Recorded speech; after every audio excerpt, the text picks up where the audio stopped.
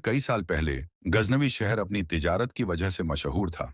इसी शहर में एक चरवाहे के करीब हर जुमा एक अजीब मंजर देखने को मिलता। शहर का एक अमीर शख्स हाथ में कोड़ा लिए बुलंद आवाज में पुकारता, कोई है जो मेरी कमर पर कोड़े बरसाए और उसे जख्मी कर दे, बदले में मैं उसे इनाम दूंगा। यह अमीर शख्स जाबिर बिन खलील था, जो गलियों में लोगों की मिन्नतें करता। ए लोगो, खुदा के वास्ते इस गुनहगार की कमर पर कोड़े बरसा दो और बदले में सोने के सिक्के ले लो। गजनवी के लोग खुदा तरस थे, मगर पांचों उंगलियां बराबर नहीं होती।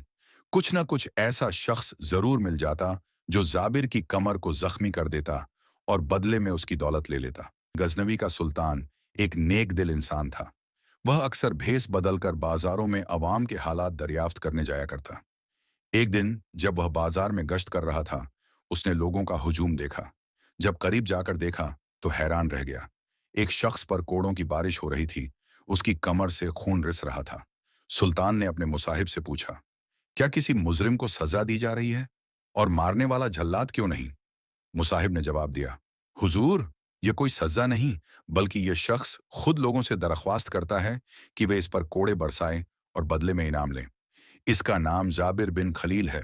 हर जुमा यह बाजार में आता है और अपनी कमर जख्मी करवाता है। यह सुनकर सुल्तान ने हुक्म दिया, आज इसे यहां से जाने मत देना। इसे मेरे दरबार में हाजिर करो। मैं जानना चाहता हूं कि यह शख्स कौन है और खुद पर इतना जुल्म क्यों करता है। अगले दिन जाबिर जख्मी कमर के साथ सुल्तान के दरबार में हाजिर हुआ। सुल्तान ने कहा, मैंने अपनी आंखों से तुम्हें बाजार में कोड़े खाते देखा है। बताओ, तुम ऐसा क्यों करते हो? क्या तुम कोई जादूगर हो? जाबिर बोला, हुजूर, मैं इस दरबार में खड़ा होने के काबिल नहीं। दुनिया में शायद ही मुझ जैसा बदनसीब, जालिम और लालची शख्स कोई और हो। मगर अगर आप सुनना चाहते हैं तो मेरी कहानी सुन लें। गजनवी से दूर एक बस्ती थी, जहां कभी कभार ही बारिश होती।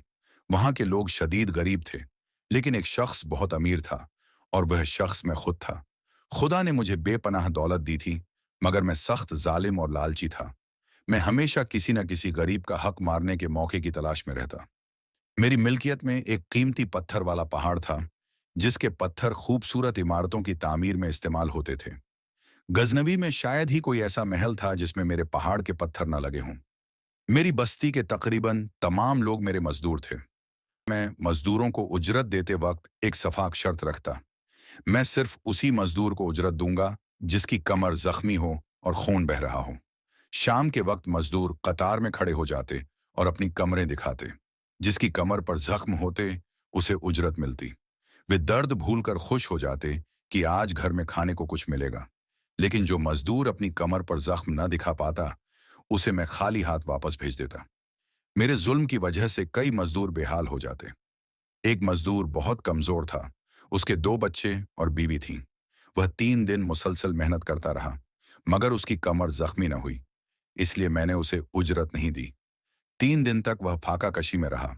चौथे दिन जब वह आया तो उसकी कमर जख्मी थी। मैंने उसे उजरत दी, मगर वह घर तक न पहुंच सका और रास्ते में ही मर गया। अगले दिन उसकी बेवा मेरे दरवाजे पर आई, अपनी नाथवां बेटियों के साथ। उसके आंसू बहते जा रहे थे। वह चीख कर कहने लगी, तुमने मेरे शौहर को कत्ल कर दिया। मैं तुम्हारी शिकायत करूंगी। इसके बाद मेरे दिल में खौफ बैठ गया कि वह काजी के पास चली जाएगी और मुझे कातिल करार दिया जाएगा। मगर खुदा की पकड़ इंसान की पकड़ से सख्त होती है। कुछ दिन बाद मेरे दरवाजे पर एक कासिद आया। मैंने सोचा कि यह काजी का भेजा हुआ होगा और मैंने कहलवा भेजा। जाबिर घर पर नहीं, मगर कासिद बार बार आता रहा। मैं मुसलसल खौफ में जीता रहा। रात को जब आंख लगती तो ख्वाब में वह बेवा आकर कहती, तुमने मेरे शौहर को मार डाला, अब सजा भुगतने के लिए तैयार हो जाओ।